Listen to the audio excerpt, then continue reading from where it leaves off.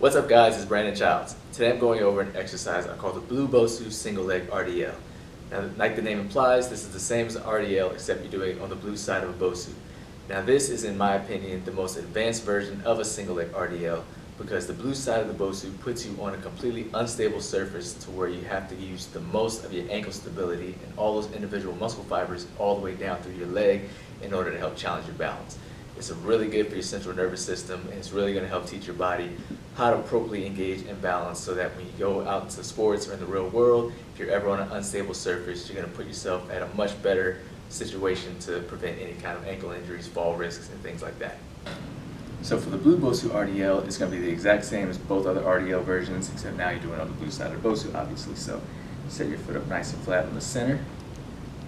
Then once you catch your balance, as always, make sure you're on the center arch, more so on the inside ball of your foot than the outside.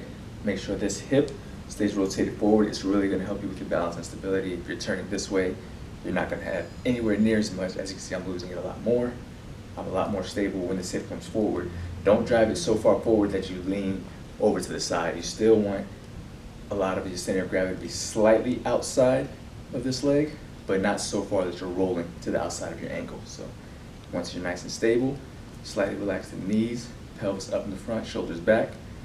And then you want to start bending this knee and just reaching back slowly. As you can see, I twisted and turned that way. What happened was I let my hip fall out like that, and that's where I fell. So I really have to work on keeping my glute engaged and this hip pointing straight forward and down as I go down. As you can see, my ankle is doing a lot more work to stay balanced.